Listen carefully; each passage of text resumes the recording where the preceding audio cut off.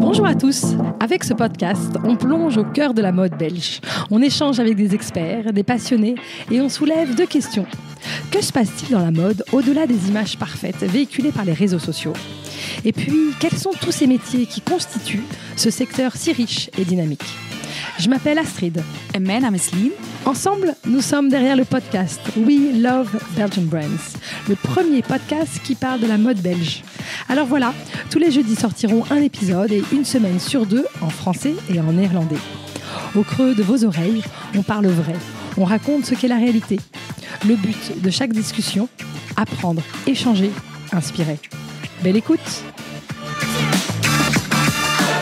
Dans le secteur de la mode, appréhender le digital et ses subtilités est indispensable pour grandir. Créer de la désirabilité sur les réseaux sociaux, rédiger des newsletters percutantes, gérer les campagnes méta et booster ses ventes en ligne sont autant de défis à relever au quotidien. Aujourd'hui, pour avancer plus fort, plus vite et plus sereinement, je suis convaincue qu'il est indispensable d'avoir un partenaire fiable. Spécialiste de la mode et du lifestyle, Lending Partners accompagne depuis plus de 5 ans les marques dans leur performance en ligne. Et les retours de leurs clients sont unanimes. Anthony et David sont de véritables experts. À l'écoute et capables de produire des résultats concrets. Le digital avance vite, il est complexe et passionnant, et personne ne prétend là avoir une recette miracle. Mais chez Lending Partners, vous rencontrerez des spécialistes, des passionnés et des partenaires qui vous accompagnent main dans la main sur vos objectifs de croissance en ligne. N'hésitez pas à aller consulter leur site www.lending.partners pour découvrir leur rapport sur les enjeux du secteur beauté, mode, chaussures, bijoux.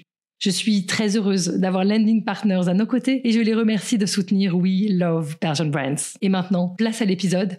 Et belle écoute. Bonjour à tous. Ce matin, en allant chez Émilie Crix, c'est plusieurs facettes de sa vie professionnelle que j'ai envie d'explorer avec elle. Émilie est tout d'abord derrière la marque de maillot de bain Rodé, qu'elle a lancée il y a 18 mois avec son amie Valentine Whitmer, une marque belge bien sûr, mais qui dépasse déjà les frontières. Elle est aussi styliste, au deux sens du terme, celui de directrice artistique, en charge des shootings et des histoires qu'on raconte derrière les images d'une collection. Et puis styliste, dans le sens habilleuse, en charge du style de célébrité dont ce ne serait pas le métier. Et puis last but not least, elle est la fille de Catherine Dardenne, la fondatrice de Pimprenel Concept Store, un multimarque à Lannes où elle est régulièrement pour y vendre des marques canons, souvent belges et avec beaucoup de goût. Grâce à mes missions pour Collectors Club, je collabore avec Émilie et sa maman depuis plusieurs années. Et comme vous l'entendrez dans cet épisode, c'est avec passion, enthousiasme et beaucoup de fluidité qu'Émilie avance en jonglant avec toutes ses casquettes. Hello Émilie. Salut. Merci de m'accueillir chez toi. Avec grand plaisir, Astrid. Welcome. Trop bien. Je commence toujours avec cette première question qui est de te demander de te présenter en quelques mots et de nous dire ce que tu rêvais faire quand tu étais enfant. Alors, je m'appelle Émilie, j'ai 28 ans. Je viens de lancer une marque de maillot. Il y a 1 an, j'ai lancé une marque de maillot qui s'appelle Rodé. Je ne fais pas que ça. Je suis styliste aussi pour des marques de vêtements. Mais là, surtout aussi pour des artistes, c'est les Puggy. Si, j'ai vu, je les ai suivis en fait grâce à toi. Donc ça, c'est trop bien. Ça, c'est la première fois que je fais pour des artistes, donc c'est assez chouette. Et alors, je travaille aussi avec ma maman dans sa boutique qui s'appelle Pimprenel Concept Store. Et ça fait quand même longtemps que je travaille là. Même pendant mes études, je travaille là aussi. Voilà, ça c'est un petit résumé de mes 3 métiers. De tes 3 métiers. 3 métiers, ouais. Trop bien. On parlera de chacun d'eux parce que c'est aussi un des angles du podcast que de montrer que justement le secteur de la mode, il est hyper large et diversifié et que derrière ces chiffres d'affaires, derrière ce business, cette industrie, il y a plein de métiers en fait. Il n'y a pas toujours que des créateurs. Il y a aussi plein de métiers. Donc hyper intéressant. Et est-ce que tu te souviens de ce que tu rêvais de faire quand tu étais enfant ? Je me souviens que je saoulais bien à ma maman pour travailler dans la mode. Elle était un peu en mode, je pense que tu t'emballes un tout petit peu, c'est pas un métier facile, il n'y a pas vraiment d'études qui mènent à ça, à part si tu veux vraiment faire du stylisme, genre pour dessiner des vêtements. Mais c'était pas ça ton truc? Non, pas du tout. Mais je savais pas du tout que c'était quoi mon truc, à part juste lire des magazines de mode et fouiller dans son dressing et passer ma vie à regarder des vêtements. J'avais pas vraiment d'angle d'attaque entre guillemets dans la mode. Après, j'ai quand même des parents qui m'ont amené, en tout cas ma maman, à travailler là-dedans, vu que je suis plongée là-dedans depuis que je suis toute petite. Parce qu'en travaillait du coup pour Mer du Nord et pour Chine. Et donc du coup, c'est quand même grâce à ça que je pense que je suis là maintenant dans ce secteur. Et comme tu l'as dit, elle a un magasin, donc Pimprenel Concept Store à Lannes. À Lannes, oui. Ouais, et depuis combien d'années maintenant? Alors Lannes, elle l'a ouvert, c'est 2016, on est en quelle année? Oui, donc ça fait 8 ans. Ouais. Et ça fait 8 ans que je travaille avec elle. Bon, quand j'étais aux études, je travaillais juste le samedi. Maintenant, j'ai travaillé un peu plus, mais maintenant je travaille environ 6 à 8 jours par mois. C'est pas énorme, mais bon, j'ai aussi, à cause de Diego, j'ai dû réduire mes horaires un peu au magasin parce que c'est pas hyper facile de gérer magasin, genre en présentiel avec un bébé, mais à côté de ça, je fais encore tout ce qui est réseaux sociaux, je l'accompagne pour ses achats, et donc j'ai toujours un pied, entre guillemets, dans l'étrier, et j'adore le côté vente du magasin, enfin c'est une des parties de mon métier que j'aime trop, c'est vraiment la vente et la rencontre des clients, et donc c'est vraiment un truc que j'ai pas du tout envie de lâcher, même si pour le moment, je dois le réduire un tout petit peu parce que je suis maman. C'est ça, la réalité de la vie et de tes multiples casquettes, mais c'est vrai que c'est hyper intéressant que tu aies toujours ce pied sur cette réalité du terrain. C'est hyper important. Bah ouais. Parce que même pour les maillots, parce que du coup, je les vends aussi là-bas, c'est hyper intéressant parce que c'est pour le moment, c'est le seul endroit où, à part si je refais un pop-up store, où je peux rencontrer mes clientes, genre avoir vraiment les feedbacks en face de moi. C'est clé. Et donc c'est hyper intéressant. Super. Vraiment, Parle-nous alors justement de Rodé. Si je me trompe pas, c'est aussi une histoire d'amitié derrière cette marque. Donc Rodé, R-H-O-D-E. Parle-nous-en un peu. Déjà, qu'est-ce que ça veut dire? Avec qui es-tu dans cette aventure? Alors, en fait, pourquoi? En fait, depuis toujours, ça c'était aussi un rêve, c'était de lancer une marque de vêtements. Enfin, un vêtement, une marque quoi. Enfin, juste un truc dans la mode, mais lancer un truc qui allait être mon projet. Donc, j'ai travaillé super longtemps pour la marque Belle Rose. Ensuite, j'ai voulu faire du stylisme un peu de mon côté, ne plus faire que Belle Rose, mais faire d'autres marques. Ça fonctionne encore très bien. Enfin, c'est encore très chouette et je le fais toujours. Mais à côté de ça, j'avais vraiment envie d'avoir mon projet, de pouvoir faire mes shootings, de vraiment ma direction artistique, de vraiment vendre le produit comme moi j'avais envie de faire mon Instagram. Enfin, vraiment avoir mon projet à moi. De créer une marque en fait de vraiment A à Z. Une marque de A à Z et que ce soit vraiment ma patte quoi. Enfin genre il y a rien à faire quand on fait un shooting pour quelqu'un, il y a quand même des obligations. Ouais. Bah, le vêtement déjà qu'on te donne comme objet de travail, la clientèle qu'on cible, enfin il y a plein d'obligations. Et donc Valentine qui est ma meilleure amie, genre à un moment je lui en parle, elle me fait mais moi moi si tu veux lancer un truc, je veux bien entre guillemets t'aider quoi, genre être dans le projet avec toi. Et j'adore les goûts de Valentine, enfin on vend Valentine au magasin, j'adore comment elle s'habille, j'aime vraiment bien son goût. Et en fait, c'est vrai que je me suis dit ok, j'ai envie de lancer une marque de vêtements, donc moi je m'y connais en fait en shooting, j'aime bien le côté vente, j'aime bien le côté à mon avis savoir gérer un site et tout, je pense que je peux y arriver. Mais en fait à un moment j'étais là, ok, mais moi j'ai zéro contact en fait de tout ce qui est Portugal, enfin genre là on produit au niveau de la production. Val, je sais qu'elle gère ça avec ses pulls, et à un moment en parlant parce qu'en fait on voulait aussi pas lancer un truc qui allait concurrencer Valentine Whitmer Lab, ce qui est totalement logique, et donc pas une volonté spéciale de faire des vêtements, parce que de nouveau je reviens à Pimprenel, mais je trouve qu'il y a énormément de marques de vêtements qui sont déjà très cool, que c'est très dur en fait à concurrencer. Et donc je me suis dit mais on va faire des maillots. Enfin on s'est dit ça avec Val. Je crois que c'est même son idée en fait. Et genre à un moment j'ai dit attends, des maillots trop bien. Et en fait c'est vrai que les maillots, chaque fois que je pars en vacances, j'étais un peu en mode il y en a des très beaux, ça je vais jamais critiquer entre guillemets mes concurrents. Mais à un moment je me suis dit ok, mais en fait qu'est-ce qui manque vraiment? Et je me suis dit mais on s'est dit des maillots avec imprimés.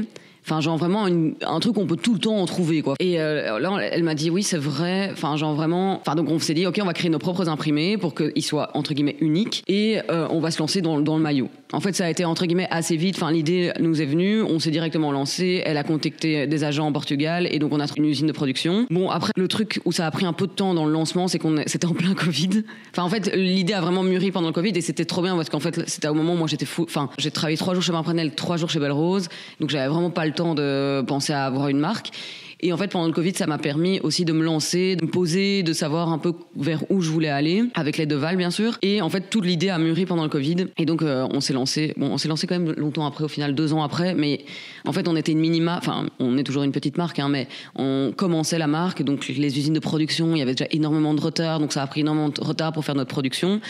Mais au final, vu qu'on est une marque qui se veut sustainable, qui se veut, genre, entre guillemets, intemporelle, même si c'est des imprimés, on se disait, c'est pas très grave. Nos imprimés, ils vont jamais, entre guillemets, se démoder.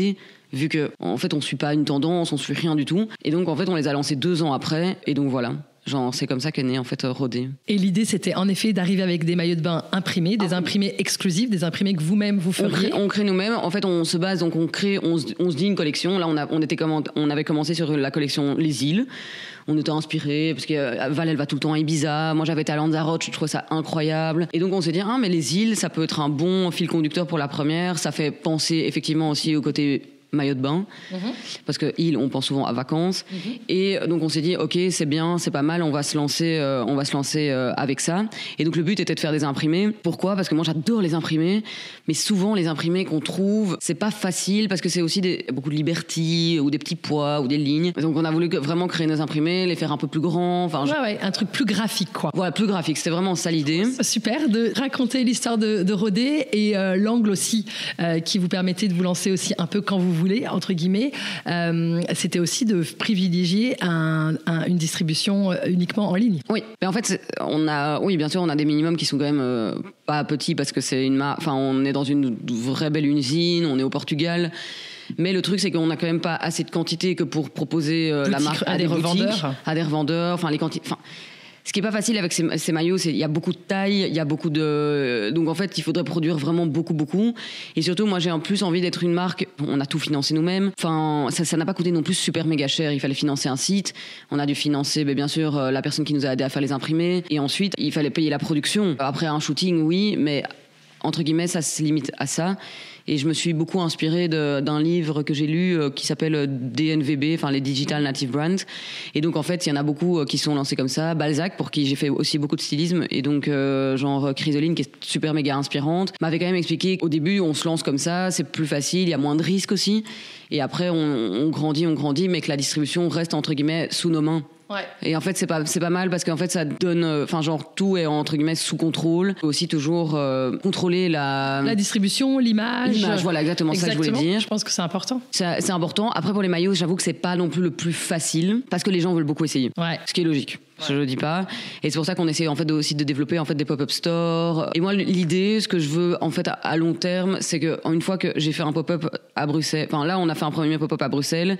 Et donc notre but, et à mon avis, on va aller chez Graphisud. Ah, ok. Parce que je trouve que c'est une boutique qui correspond très fort à l'image de Rodé. Les filles derrière sont super sympas. Elles ont une chouette gamme. Elles proposent des chouettes marques. Ouais. Et je pense que Rodé pourra avoir totalement sa place là. Ouais. Mais en fait, vu qu'on a déjà fait un pop-up à Bruxelles, le but est d'en faire dans un autre environnement. Peut-être Anvers, moi j'aimerais bien Anvers. Et en fait, donc du coup, laisser la place à une boutique qui va vendre à chaque fois en fait. Ok, mais donc l'idée, ça serait donc d'avoir un pop-up pour aller chercher ta cliente finale, la rencontrer, lui montrer les pièces et vendre évidemment. Quand vous l'avez fait en synergie avec d'autres marques. Avec Valentine et Unrun. Ouais, exactement. Si je me trompe pas. Deux marques que j'adore. Donc voilà, 3 marques belges, vous concurrencez pas du tout, donc c'était hyper pertinent. On s'entend super bien aussi, donc c'était trop cool. Et ce pop-up était vraiment trop chouette. Parce que du coup, là, j'avais pu rencontrer, à part chez Pimprenel, la première fois vraiment ma clientèle. Des gens qui voulaient vraiment acheter, mais qui osaient pas trop. Et donc ça, c'était hyper intéressant. Et ça, c'est vraiment le gros challenge de ce digital. J'essaye d'être vraiment hyper répondante sur tout ce qui est réseaux sociaux. Ouais, sur dès que je reçois un mail, parce que je vois qu'il y a beaucoup de gens qui veulent essayer, mais qui, malheureusement, c'est plus compliqué. Et donc, tu leur proposes d'essayer chez Pimprenel ? Chez Pimprenel, mais par exemple, là, ce matin, avant que tu arrives, j'ai reçu un message de quelqu'un en France. Donc, elle ne sait pas venir chez Pimprenel. Non, ouais. Et donc, là, je l'invite à vraiment, on offre la livraison gratuite. Oui, c'est ça aussi, qu'on essaye pour que les gens vraiment puissent commander et renvoyer si jamais... Ok, ça, c'est un vrai... le retour n'est pas gratuit, parce que ça, c'est trop compliqué à gérer. Mais on essaye... j'essaye de vraiment de conseiller le mieux, comme si j'étais chez Pimprenel, mais à distance, pour que la personne puisse faire le bon choix au moment de son achat de maillot, quoi. Ok. J'ai envie de reprendre avec toi, parce que je trouve que c'est hyper intéressant. Donc, tu lances ta marque from scratch. Ouais. Avec tes propres ressources financières, tu lances la prod avec des quantités limitées et contrôlées. Ouais. Tu fais le shooting. Ouais. Tu dois payer quelqu'un pour t'aider sur les imprimés. Oui. Et est-ce que tu as encore d'autres frais ? Et le site internet, t'as dit ? Le site internet, bien sûr. J'ai directement lancé aussi le côté publicité. Ouais, ça c'est important. Vu qu'on a un business en ligne, il faut le faire à fond. Ok, donc tu as dégagé un budget aussi pour le business en ligne. Et l'avantage aussi de l'avoir lancé avec Valentine, c'est qu'elle a déjà fait déjà eu beaucoup d'expérience avec sa marque. Bah, et donc il y a des erreurs peut-être qu'elle a fait, qu'elle m'a pas conseillé de pas faire. Je me souviens plus exactement tout parce que c'était quand même il y a 4 ans au début quand on parlait de Rodé. Mais il y a quand même, elle avait de très bons conseils au tout début parce qu'en fait elle avait déjà expérimenté avec sa propre marque. Donc ça c'était intéressant. Non mais c'est intéressant. Et quand même, ce que je relève, c'est que vous avez commencé, la marque n'existait pas. Vous n'aviez pas encore de site internet et de page Instagram. Avait une communauté, t'as déjà créé un peu de la désirabilité autour de Rodé avant d'avoir tes maillots de bain ? Non. T'as lancé Instagram. Non, on a fait je me souviens que le lancement, c'était vraiment cool parce que ça avait été bien, entre guillemets, bien fait. Qu'est-ce que vous avez fait bien, par exemple, raconte? En fait, on avait décidé de lancer la page, donc mettre le logo et trucs comme ça. Et je me souviens que j'avais dit avec Val, ok, on va mettre chacun une photo sur nos réseaux sociaux personnels, chacun. Et en mode, ok, lancement dans genre 10 jours ou c'était une semaine, je me souviens plus. Et ça, je me souviens qu'il y avait eu quand même de l'engouement assez... Enfin là, on a eu quand même beaucoup de gens qui ont commencé à suivre la page et tout. Et aussi, je pense que les filles du shooting, qui ont quand même chacune une chouette communauté, avaient toutes repartagé, des trucs comme ça. Enfin, c'était vraiment chouette parce qu'en fait, c'était... Même ce shooting, au final, il ne m'avait pas coûté grand-chose parce que c'est tous mes copains, enfin tous mes amis qui m'ont aidé. Enfin, genre, je les remercierai jamais assez. Mais les 3 mannequins, c'est Léna, Kenya et Juliette qui sont des très bonnes amies à moi. Les photographes, il y avait Victoria et Victor, qui sont des amis aussi à moi. Ouais, donc faut peut-être dire les noms. Victor Patin, Victoria Nossan, Elk Binemans, qui avait fait tout ce qui était make-up. Et donc, en fait, ils étaient trop... Enfin, genre, vraiment, je me souviens de cette journée, c'était génial. On avait l'impression qu'on avait passé une journée entre potes pour faire ce shooting.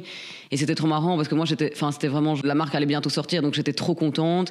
Et on avait fait le premier shooting dans la dépendance de Patrick Vanner, à Kazan, qui lui aussi avait été trop sympa. Et m'avait dit, mais bien sûr, tu peux venir shooter à la maison. Parce que j'avais quand même travaillé pour Belle Rose pendant super longtemps. J'adore cette maison. Enfin, vraiment, c'est une inspiration pour l'architecture vraiment waouh. Et donc, ça a vraiment... T'as su bien t'entourer, quoi. T'as eu tout de suite les bons contacts, la belle maison. Donc, Je me suis souvenue d'un truc chez Belle Rose, c'est que dès qu'on organisait un shooting, il fallait toujours une bonne ambiance où ça se ressentait sur les photos. Et donc, je me suis toujours dit, ok, quand je ferai mon premier shooting, il faudra que ce soit que des potes. Ouais, pour que ce soit en fait, good vibes. parce qu'au final c'est des maillots, c'est quand même pas facile. Il faut vraiment être motivé à faire ces photos de soi en maillot. Et je me souviens que tout le monde était trop content. Enfin, genre vraiment, il y avait trop une chouette ambiance. Et donc. Et là où il y avait un parti pris stylistique assez fort, je trouve, c'est que c'était des maillots de bain dans une maison. Ouais. Moi, ça, j'ai envie de laisser parce qu'il y a le côté en fait architecture qui est un truc. Je ferai jamais de l'architecture parce que je ne suis pas diplômée là-dedans et tout, mais j'adore le design et tout. Et en fait, je me suis dit bon, voilà, on voit que des photos de filles à la plage. Et en fait, c'est vrai qu'au final, au fur et à mesure de la saison, j'ai reçu des clientes, tout le monde est à la plage.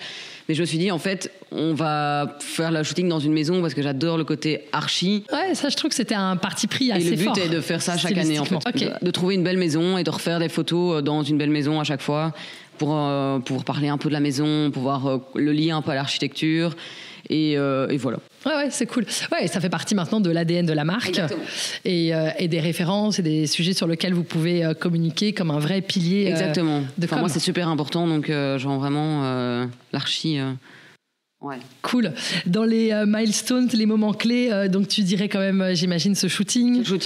Ce shooting, le pop-up dans le quartier Bruckmann. Ça c'était trop bien. J'ai rencontré plein de gens. J'ai rencontré les gens qui voulaient rencontrer la marque. J'étais là tous les jours parce que du coup, j'adore la vente. Donc, j'adorais aller vendre littéralement, même les marques de Olivia et Elodie et de Val.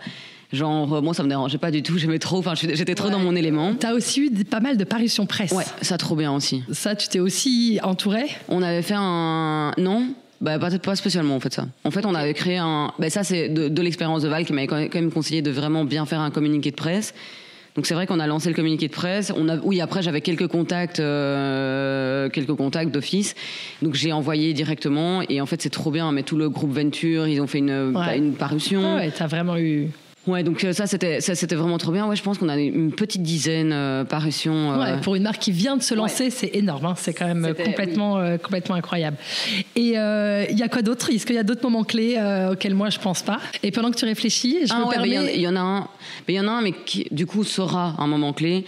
Mais en fait, vu que je n'ai pas envie de faire de l'influence classique, parce que comme on en parlait en off tout à l'heure, moi je suis plus inspirée par pas des vraies influenceuses. Qu'est-ce que je veux dire par là? C'est que maintenant on est un peu dans le monde d'Instagram qui, voilà, les filles font un peu toutes la même chose, elles n'ont pas spécialement un métier derrière et tout. Moi je suis plus intéressée par une fille qui va vraiment m'inspirer, qui a un chouette métier derrière, qui a une vie inspirante et qui au final va peut-être poster un peu sa vie, poster un peu des moments, son métier où il y a 1001 trucs qu'elle peut poster, de l'architecture, des photos. Et donc moi je vais peut-être plus suivre des gens comme ça sur Instagram. Et donc du coup, pour l'influence, je me suis dit, je vais pas contacter des agences, je vais juste en fait trouver des filles que moi j'aime bien. Ouais. En fait, des filles, en fait, je trouve que leur métier est cool, elles s'habillent bien, ou enfin voilà, il y en a plein qui sont inatteignables et elles répondent pas, et voilà, ça c'est la vie. Et en fait, dans les futurs moments clés de Rodé, je pense qu'à un jour, je contacte, je regarde et je vois, il y a une fille que je suis depuis super longtemps qui s'appelle Louisa Ricard. Je trouve qu'elle a un trop chouette compte Instagram, elle pose des chouettes photos, mais en fait, je sais que je la suis. Mais donc je lui propose de juste lui offrir un maillot parce qu'elle habite en Espagne et donc je me dis sympa, comme ça peut aussi développer un peu si elle fait, le bouche à oreille. Je crois peut-être elle sera contente de recevoir un maillot. Elle me répond directement, elle est trop sympa. Et donc elle me dit oui, avec grand plaisir. Je pense que c'était environ en décembre. Et là elle me dit, elle reçoit son maillot, trop contente. Enfin vraiment son message était trop sympa. Si on leur offre, parfois on n'a même pas trop de retour avec les influenceuses. Là elle était vraiment emballée par son cadeau, donc j'étais trop contente. Et là je reçois un message il y a 1 mois et demi. Elle me dit oui Émilie, en fait je suis journaliste pour le Condé Nast Traveler. Elle fait on va faire une énorme interview de toi, 16 questions pour le Condé Nast Traveler Spain. Moi j'étais là, what? Trop bien. Et tu savais pas ça? Pas du tout. En fait, j'ai vu qu'elle était journaliste, mais oui. L'un dans l'autre, je lui avais envoyé un message, mais ça m'était un peu sorti de la tête. Et en fait, elle m'a dit voilà, ton interview sort en avril. Mais dans le Condé Nast, Spain, c'est trop bien. Voilà, c'est plus limité à la Belgique et tout. Et je pense que ça va être trop bien, même pour Rodé, pour la notoriété Absolument. de Rodé. Et donc c'est une grande interview. Elle me pose plein de questions. Et c'est surtout axé sur la première collection, parce que c'est du coup le Condé Nast Traveler et c'est la première collection, ça s'appelle Island. Et donc je pense que ça va être cool. J'ai vraiment hâte de lire l'article. Trop cool. Et donc là, vous avez sorti justement la 2e collection. Ouais. Donc une fois par an, vous sortez une collection. On sort une collection. Après, ce qui est important pour Rodé, et ça, je vais essayer de me battre pour que ce soit le cas, c'est que en fait, les collections cohabitent l'une avec l'autre sur le site, et pas que elles se dévalorisent et cannibalisent. En fait, c'est pas parce qu'on lance la 2e que la première sera en solde, jamais. En fait, les premiers imprimés, ils restent entre guillemets cool, moi je trouve qu'ils restent cool, et en fait je vois pas pourquoi je devrais les solder. Tu pourrais même relancer de la production sur des... En fait le but de Rodé est de pas relancer de production, donc en fait c'est jusqu'à épuisement du stock. Donc par exemple le tien il est quasi sold out, il est sold out en 40, 42 ça je suis sûre, et il reste très peu de 36, 38. Et donc, en fait, le but, c'est juste à épuisement du stock et après, on ne reproduit pas. C'est des productions de combien de pièces à peu près par modèle qui ont été lancées? Il y a un nombre d'imprimés, puis il y a un nombre de tailles, puis un nombre de modèles. Et donc, en fait, je pense qu'en SKU, on est à 100 trucs différents. C'est énorme. Donc, en fait, c'est super compliqué d'estimer les tailles. Et tu vends dépareillé? Non, c'est compliqué. Okay. En fait, au début, le tout début, la base de Rodé, c'était de pouvoir mélanger les prints, mais c'était trop compliqué. Mélanger les prints. L'idée est sympa. L'idée est sympa, mais c'était trop compliqué. Vraiment, on s'est dit, en fait, je pense qu'on est en train de se compliquer la vie pour des trucs qui vont pas trop vendre, et au final... Je crois que t'as raison. Oui. Je trouve que souvent, les idées les plus simples sont les meilleures. En fait, on s'est dit, les prints sont vraiment déjà assez forts, et donc, en fait, on va lancer ça comme ça. Mais en fait, on essayait de se prendre la tête avec de mélanger les imprimés, mais en fait, les imprimés se ressemblaient trop, du coup. Parce que je comprends. Les couleurs devaient un peu matcher, et donc, du coup, on gagnait. Peut-être que quelqu'un va adorer l'orange et blanc, mais du coup, il fallait un print foncé, mais le print foncé, il allait pas aller avec celui-là. Donc, on a arrêté cette idée, mais l'idée de tout début de Brodé, c'était ça, c'était de pouvoir faire un mix and match de tout, mais même pour le site, c'était un développement, parce qu'il fallait que les gens puissent voir tous les combos différents, et donc on partait dans un truc trop compliqué. On n'avait pas du tout les ressources financières pour ça, et donc on s'est limité à ça. Et je pense que personne n'a acheté comme ça. Ok, non, intéressant, je trouve. Cette personne, non. C'est vrai que l'idée sur le papier est super, mais je peux imaginer que c'est ultra compliqué. On s'est dit à un moment, ça reste un side, pour le moment, ça reste un side project. Je ne me paye absolument pas avec ces maillots. Le but, c'est que ça devienne rentable et que ça se autosuffise. Mais par contre, je pouvais pas non plus commencer à développer un truc beaucoup trop gros, parce que ça partait de l'argent que j'avais gagné personnellement. Et vous vendez plus de 2 pièces ou plus d'une pièce. Et c'est pour ça que la 2e collection, il y a beaucoup plus de production d'une pièce. Dans les stocks, la première collection, on a tout mis en fait un peu au pif. Je me suis un peu basée des ventes de Pimprenel en mode on vend plus cette taille-là vs cette taille-là. Mais à un moment, j'étais juste là en mode, parce que Val, ça par contre, elle a pas trop de référence taille vu que c'est du taille unique. Et donc, en fait, à un moment, j'étais là, on va faire un peu comme ça. Mais au final, c'était quand même pas facile, parce qu'on voyait qu'on était vite, entre guillemets, il en reste 1 ou 2 dans des trucs, alors que même maintenant, avec cette 2e collection, on voit déjà qu'il y a 2 left, il en reste 2 en stock, parce qu'on n'a peut-être pas commandé assez, mais vraiment, c'est hyper dur à... C'est dur, personne n'a de boule de mais en tout cristal, cas, ce qu'on a vu et ce que les gens nous disent, c'est qu'ils ont l'impression qu'on est plus une marque, une pièce. Dans la tête des gens, on est plus comme ça. Donc, on se dit, on va plus s'axer là-dessus, peut-être qu'on est plus fort. Et aussi, Val et moi, on met plus de une pièce. Donc, sur nos réseaux sociaux et tout aussi, on pousse un peu plus ça. Ouais. Mais on a envie de plus pousser le une pièce. En tout cas, en quantité, il y en a plus de disponibles. Ok, chouette. Est-ce que tu peux parler un peu justement de l'inspiration de la deuxième collection ? Alors, la deuxième collection, donc, c'est la faune et la flore. On a 4 imprimés. Bon, du coup, ils ont été aussi créés il y a 1 an et quelques. Ouais, là, on est déjà sur la 3e, en fait. Qu'importe, comme j'aime bien ce que tu as dit aussi au départ, on est sur de la temporalité, on est sur du beau pour du beau, on est sur de la qualité, sur une production européenne qui est qualitative. La faune et la flore nous inspirait quand même beaucoup, parce qu'il y a quand même trop chaud de trucs là-dedans. Donc, du coup, il y en a un où c'est vraiment un print animal, il s'appelle No Man's Land. Donc là, c'est des animaux, donc ça, c'est trop beau. Ils sont trop bien dessinés. Il y en a un où c'est vraiment plus des feuilles, ce côté genre un peu éclosion, et là c'est notre print foncé de cette année. On a toujours un print foncé parce que on voit que les gens aiment quand même bien ça. Moi j'adore aussi. Pour commencer les vacances, vaut mieux toujours partir en foncé et après on permet les couleurs un peu plus tard quand on est un peu plus bronzé. Il y en a un, c'est Herbarium. Après, il y a des techniques différentes et tout pour tous. Là, je simplifie très fort. Mais voilà. Et puis, il faut aller voir le site pour voir visuellement à l'oral. C'est pas facile. Herbarium, celui-là, c'est le plus coloré. Ça, c'est vraiment, c'est plus vraiment des feuilles. Et alors, le dernier... Attendez, c'est quoi le dernier ? Ah oui, c'est coquillage et crustacés. Ça, j'adore le nom. Et là, c'est vraiment... Donc là, c'est un fond vert avec des coquillages dessus. Et celui-là, ça, c'est notre print. Il y a toujours un print qui est que en une pièce. Parce il serait pas beau, en fait, en 2 pièces. Le print est trop petit.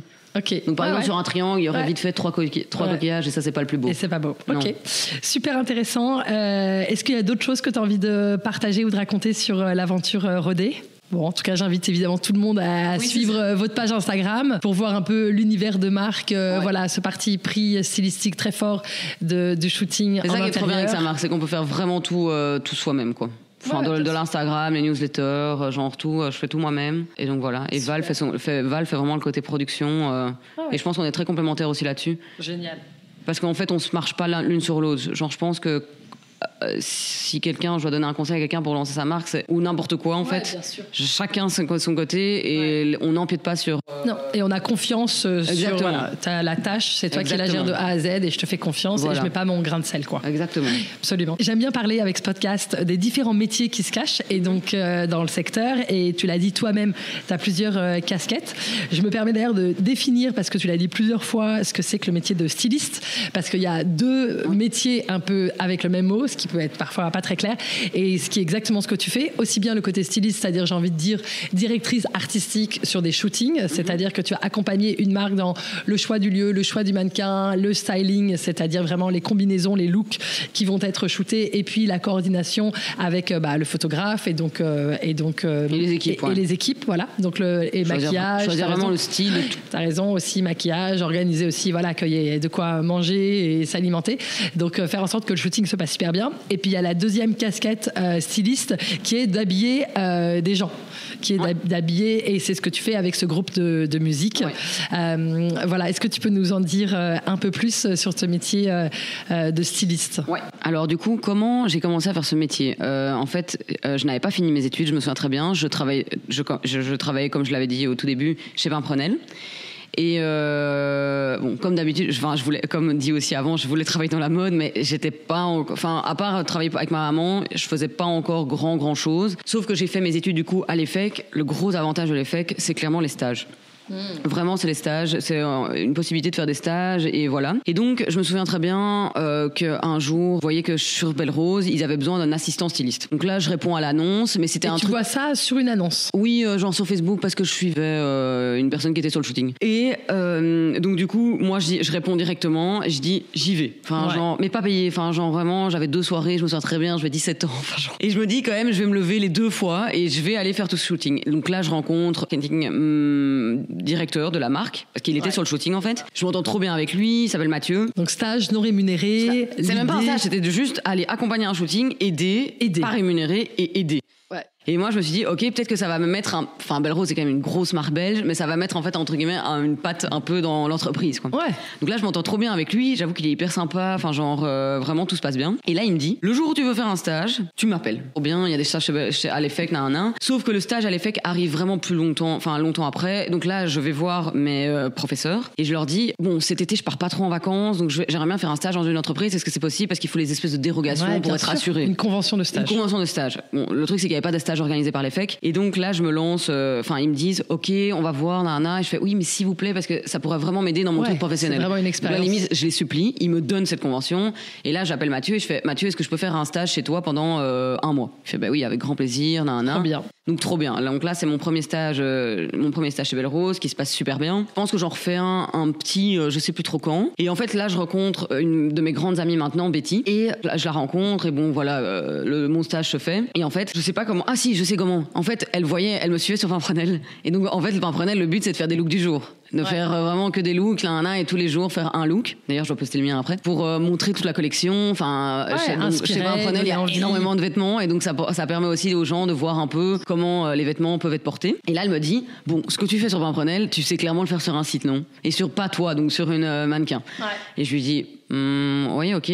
Sachant que je suis toujours aux études, je n'ai pas de possibilité de créer une entreprise, c'est un métier de freelance, enfin, je n'y connaissais rien du tout. Et je fais, ok, bon, elle fait, vas-y, viens faire un test, on verra ce que tu sais faire sur base d'une petite collection, quoi. Genre, elle me donne 50 pièces et je devais créer des looks. Fais des looks. Et là, donc, Mathieu et Betty viennent et ils me disent, top, on te prend.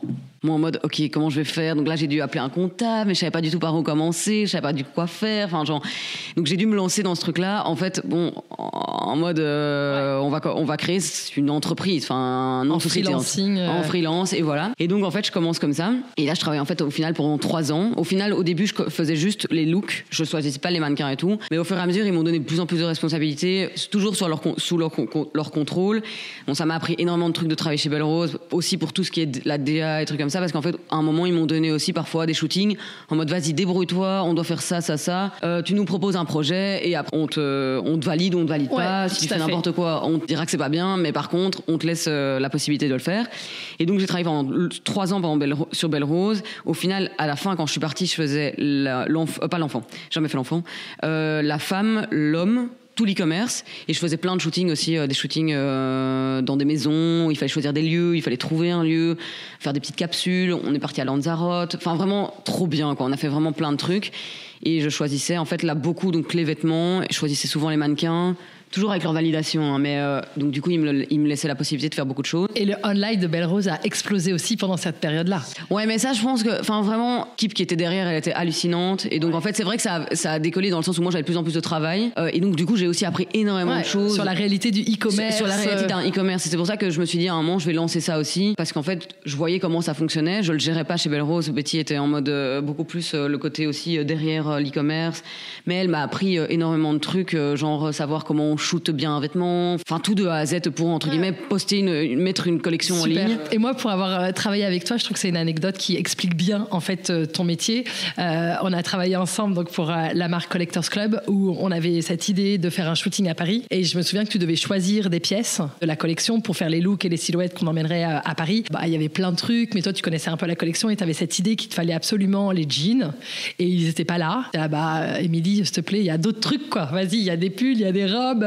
Et je me souviens que tu avais un peu insisté sur ces jeans. C'était vraiment... Et en fait, après, et donc on a réussi à retrouver les jeans qui étaient partis en prod, bref. Et en fait, j'avais trouvé ça hyper intéressant quand j'étais après avec toi à Paris, qu'en effet, tu avais vraiment une vision hélicoptère de ce que serait ce shooting.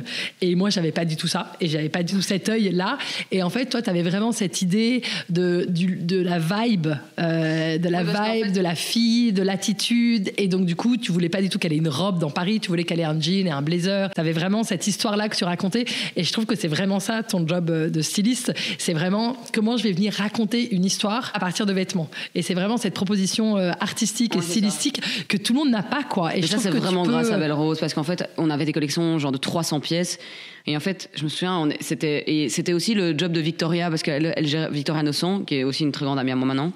Elle devait juste, on regardait tout. Elle devait poster sur les réseaux sociaux en fait pendant genre 6 mois. Et en fait, on regardait la collection. qui est en fait une collection qui est destinée de base au B2B. Hein. Ouais. C'est ça aussi. Ouais. Donc en fait, qui vendent énormément au magasin, Et puis à un moment, il fallait on devait trouver des histoires dans toute cette collection. Et en fait, c'était surtout le job de Victoria et de Betty. Mais moi, je les regardais faire et je disais, mais comment elles arrivent à trouver des trucs, des capsules, la capsule jeans, la capsule truc. Et puis après, on faisait un truc sur les Japanese brands, et puis on devait raconter un truc. Enfin, donc, et en fait, ce qu'ils ont appris aussi, c'est qu'on lance pas une newsletter, enfin genre ou n'importe quoi pour rien raconter, mais on lance une newsletter pour raconter un truc. Mais il fallait inventer pas inventer, mais trouver des histoires pour raconter un peu, oui, par rapport à la collection, parce que si on n'a rien à raconter, c'est nul. Et donc en fait, du coup, quand j'ai lancé Rodé, je me suis vraiment dit, il faut tout le temps des trucs à raconter. Ouais. Genre, essayer de trouver des trucs à raconter sur des filles inspirantes, des trucs sur l'architecture. Enfin, il faut un peu tout lier, mais en fait, avoir des histoires, tomber comme un cheveu dans la soupe. Ouais, c'est hyper intéressant. Et dans le stylisme, c'est ça que j'essaie de faire, c'est genre de trouver, en fait, quand je vois une marque, essayer de raconter un truc, de matcher un peu avec la vibe de la fille. Parce que si on prend une mannequin, c'est pas pour rien. Là, le dernier shooting qu'on a fait avec Collectors Club, c'est Sophie Strobel, qui est une fille super méga inspirante. Mais c'est une fille qui n'est pas que mannequin. Elle a vraiment un style. Ouais. Et donc, je trouve qu'aller lui mettre des vêtements qui lui ressemblent pas du tout, ça n'a pas non plus beaucoup de sens. Ouais. Et j'ai choisi la destination de Marseille parce que je trouve que le sud lui va super bien, c'est une fille qui est super solaire et tout, et donc pour un peu lier ça, donc bien sûr quand j'ai dû choisir les vêtements de Collectors Club, j'ai pris des vêtements qui racontent cette histoire-là aussi, et j'ai enlevé toute une partie qui était trop city, trop pas assez vacances, pas assez la vibe de la fille qui elle je l'imagine pas trop avec hyper apprêtée avec des talons, genre elle est vraiment toujours cool. Ouais. Mais trop belle. Naturelle. Super intéressant. Et pour le coup, ta casquette styliste du groupe de musique, dont tu peux reciter le nom, pardon. Puggy. Là, pour le coup, c'est les aider à s'habiller pour aussi raconter une histoire, le secret des personnages. Alors là, c'était aussi... donc ça, c'est une très grande amie aussi à moi, c'est Sylvie. Qui est la manageuse Angèle, de pas mal d'artistes en fait, hein, genre ils ont Clara Luciani, des trucs comme ça. Et donc je m'entends super bien avec elle. Et elle sait que je fais ce métier de styliste et que j'ai fait de l'homme chez Belle Rose. Bon, j'ai fait vite fait, bien fait 2 artistes avant, mais j'étais pas entre guillemets la styliste de quelqu'un pendant un certain temps. Et donc un jour, elle vient ici. Je venais d'accoucher de Diego, et donc je l'accueille avec sa collègue qui s'appelle Justine. Et elle me dit, oui, est-ce que ça te dirait de faire le stylisme de ce groupe Puggy? Je fais, putain, mais moi je suis trop fan de Puggy. Enfin, genre, j'écoutais ça il y a quelques temps quand même, mais genre fan. Je fais, mais trop bien. En plus, c'est des mecs, les mecs, c'est quand même plus cool. Enfin, c'est quand même très cool. Donc, c'est quand même trop sympa. Bon, je les connaissais pas du coup personnellement, et donc ils me proposent ça. Et je fais, mais du coup, ça consisterait en quoi? Et en fait, là, du coup, parce que maintenant, ça fait plus ou moins 1 an que je travaille pour eux. Peut-être un peu moins quand même. Et en fait, ça consiste à les habiller pour tout ce qui est déjà les promos. Mais avant ça, il y avait toute la couverture du nouvel album qu'ils ont lancé. Il y a quand même pas mal, beaucoup les promos. Maintenant, il y a les concerts ils repartent en tournée. Hier, on a été à la baie pour le 2e concert qu'ils font sur cet album-là.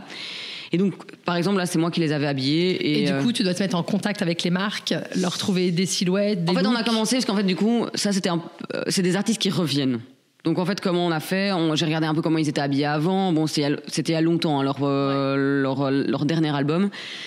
Et donc, il y avait une volonté de changement de la part de Représente, qui est la société de Sylvie, donc des managers, qui disaient, bon, il faut un peu que ce soit un peu différent par rapport à avant. Avant, ils étaient un peu habillés tous de la même façon. Et en fait, en rencontrant ces 3 mecs, donc qui sont Romain, Ziggy et Mathieu, on se rend compte qu'ils ont 3 personnalités très, très, très différentes. Et donc, en fait, moi, je leur dis, le premier truc que je leur dis, c'est que je pense qu'il faut respecter ça.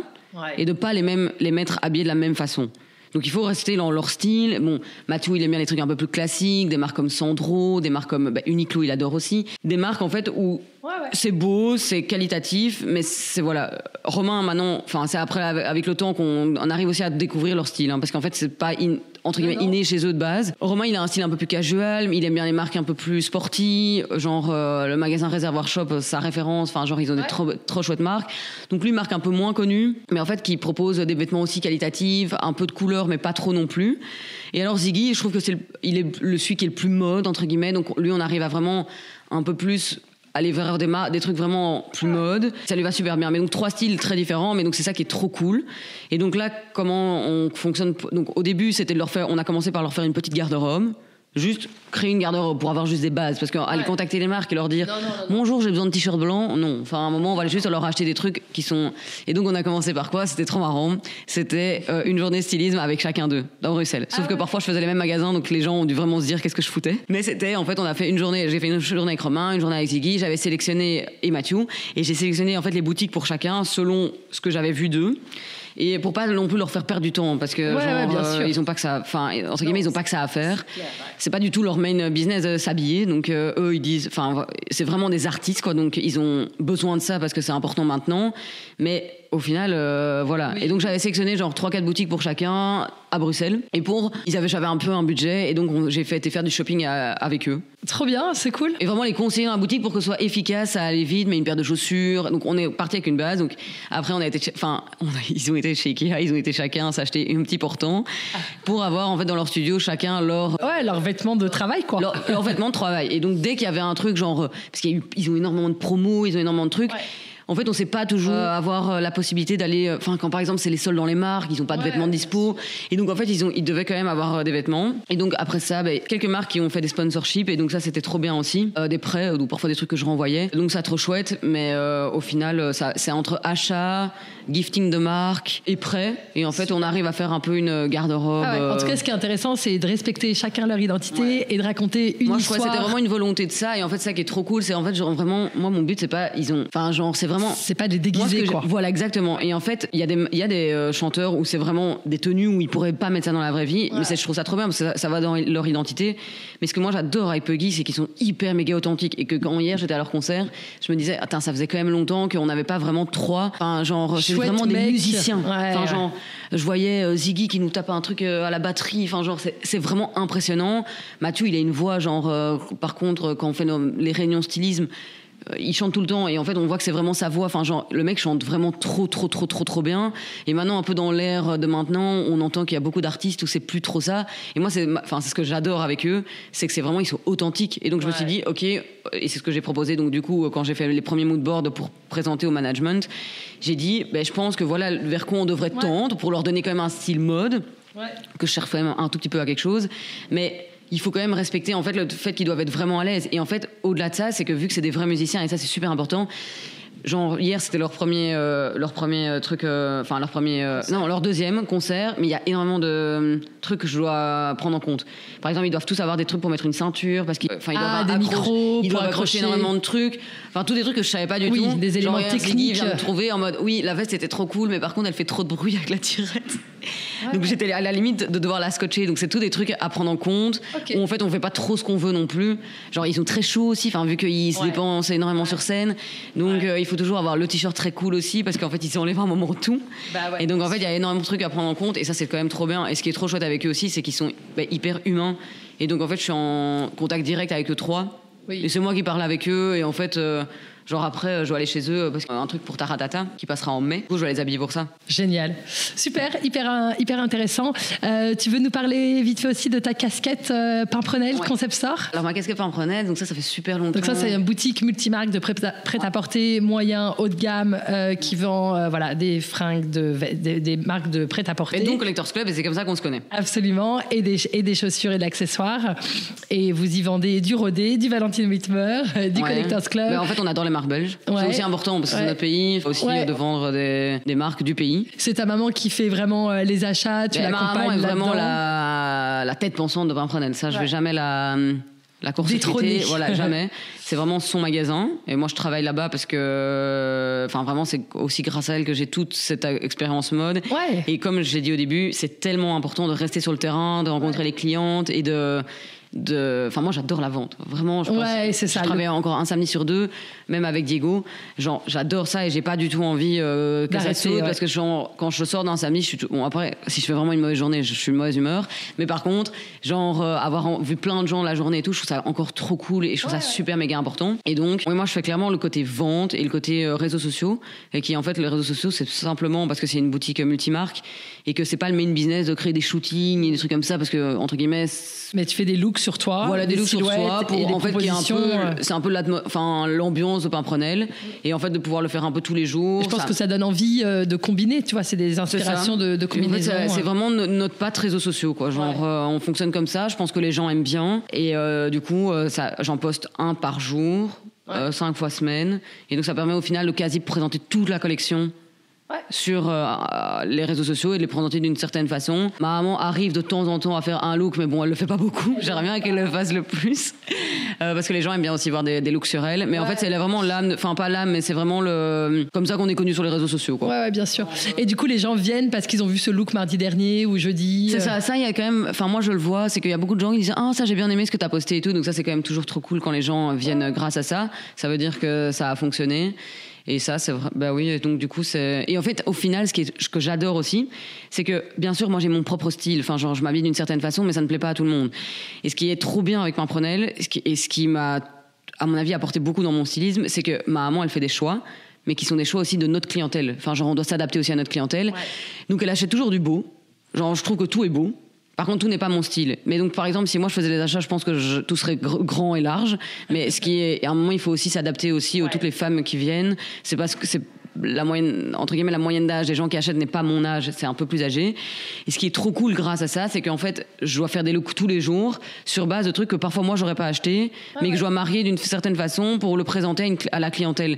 Et ça, je trouve ça trop cool parce qu'en fait, je suis confrontée à gérer énormément de pièces, de voir tout mettre sur Instagram, mais d'une façon où ça ne doit pas plaire qu'à moi.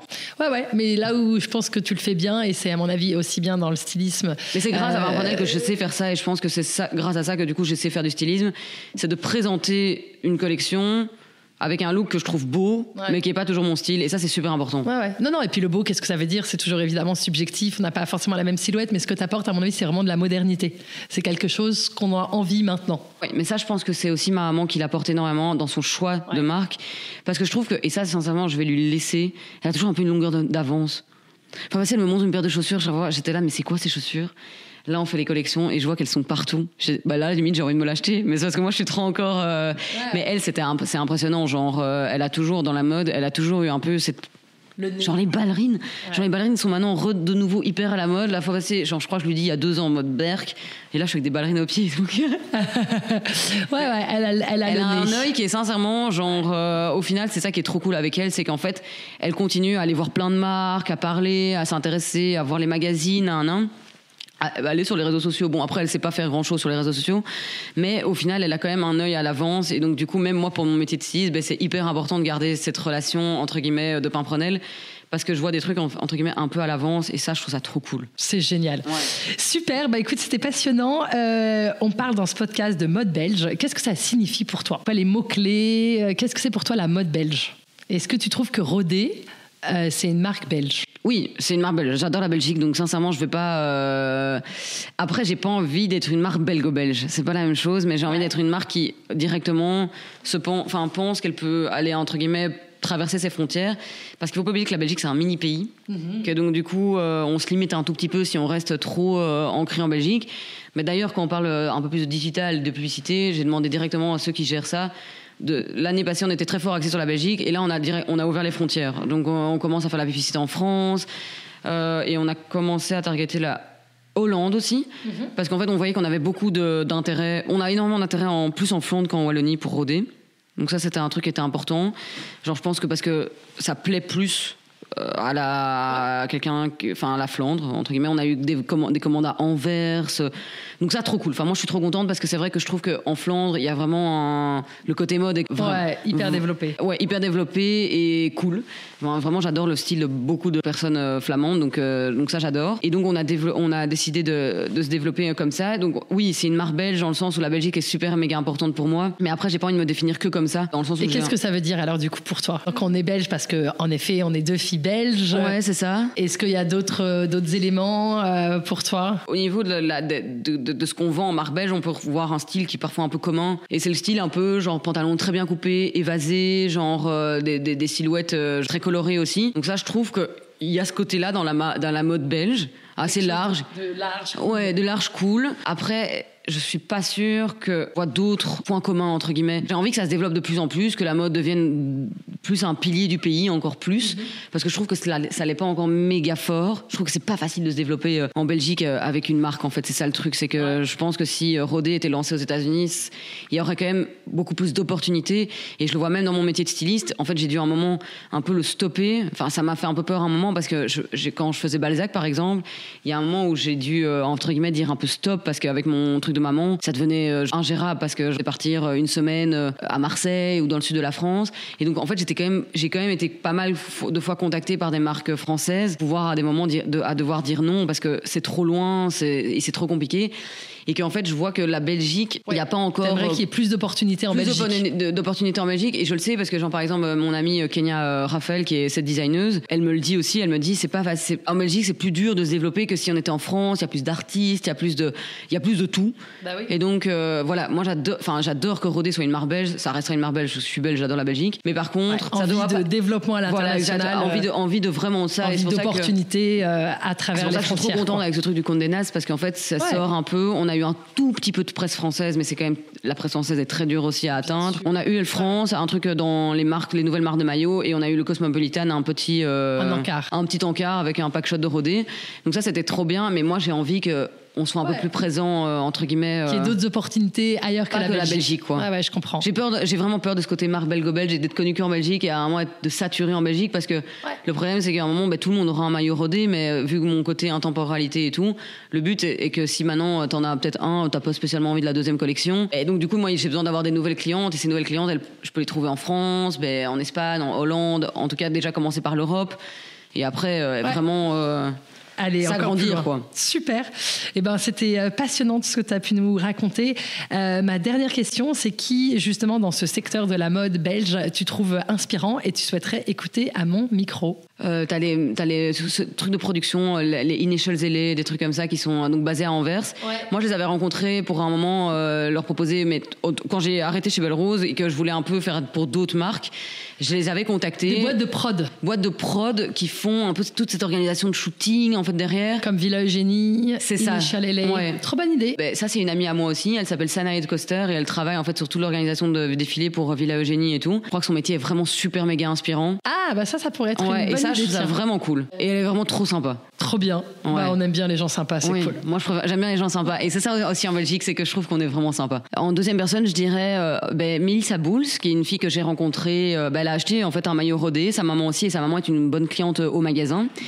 Et en fait, elle a lancé des points de vente de deuxième main. Ah, ok. Donc ça, je trouve ça trop bien. Ok. Et elle a ouvert des boutiques où on trouve là-bas des deuxième main. Il y en a 3 à Bruxelles. Ça s'appelle, du coup, je sais pas trop comment on prononce. Je vais dire Oser ou Ozer.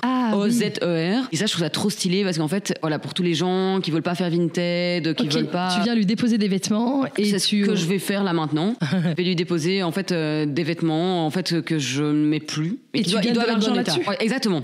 En fait, elle va les vendre. Elle va prendre un pourcentage qui est quand même un pourcentage assez élevé, mais bon, après elle fait tout, donc c'est normal. Et après elle me redonne une contribution. Okay, après cool. Elle les vend. Ma maman elle a déjà fait avec quelques-uns de ses vêtements. Elle le fait très bien, donc du coup les vêtements sont quand même vendus à bon prix. Ok. Et donc la contribution elle est trop bien parce que du coup c'est des trucs qui pas traînent, mais des trucs qu'on ne vend pas, on vide ses armoires. Et c'est quoi la commission qu'elle prend? Je pense que c'est entre 50 et 60%. Ok. Et elle redonne, mais après vu qu'elle vend bien, bien sûr, tu te fais de l'argent, qu'en fait c'est un magasin donne trop envie. Ouais, c'est ça. Mais en fait c'est génial, je trouve. Et en fait je trouve ça trop bien parce qu'en fait vu qu'on parle de marque sustainable, on parle de côté upcycling maintenant à mort. Moi je ne sais plus voir, vraiment genre tous les trucs très fast fashion, je commence à avoir de l'urticaire quand on parle de ça. Je trouve ça donc trop bien qu'il y ait des gens qui font ça et qui donnent la possibilité à des autres gens de porter nos vêtements. Absolument. Parce que c'est normal, moi je travaille dans la mode, j'ai beaucoup de vêtements. Et du coup c'est aussi chouette de vider tes armoires. Moi j'aime bien porter les trucs entre guillemets parce qu'avec le magasin j'achète pas beaucoup de vêtements parce que j'achète des beaux vêtements, des vêtements de qualité, mais par contre j'avoue que j'ai encore ce côté-là en mode j'aime bien suivre les tendances. Ça je vais pas mentir. Ouais. Par contre j'essaie de vraiment porter des vêtements, en prendre super soin parce que ça c'est super méga important pour la deuxième vie des vêtements. Et après en fait aller les déposer là-bas et en fait elle les prend en super bon état. Ils doivent être en bon état, ils doivent être lavés, la base quoi. Et en fait elle s'occupe après de la vente et ça je trouve ça génial que maintenant ça se développe parce que moi j'ai pas le temps de faire Vinted. Super. Et merci beaucoup. Merci Astrid. Merci beaucoup d'avoir écouté cet épisode jusqu'au bout. J'espère qu'il vous a plu.